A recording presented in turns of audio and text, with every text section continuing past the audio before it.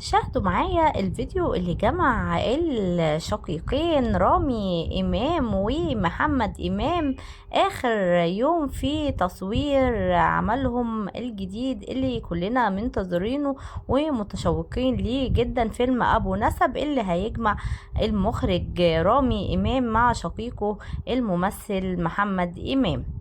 وكمان هتشاركهم في بطولة الفيلم الفنانة ياسمين صبري اللي بتشارك محمد إمام لثالث مرة على التوالي بفيلمها الجديد أبو نسب.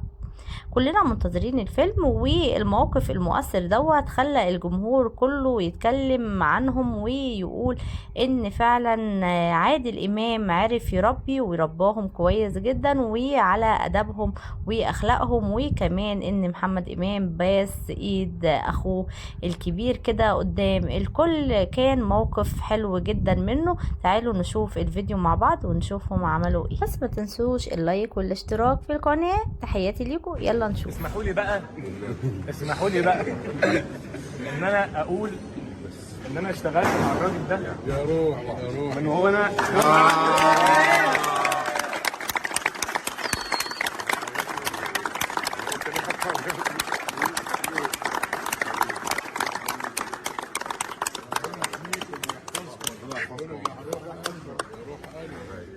يلا مبروك علينا، عايزين نفرح. ربنا يخليكم لبعض يا استاذ، ربنا يخليكم لبعض.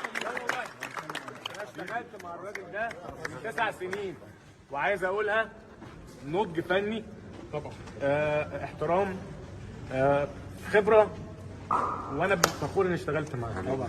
ربنا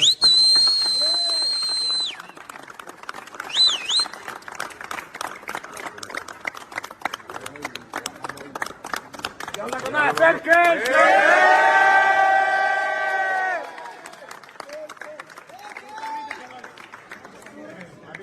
يلا كلنا ناخد صوره.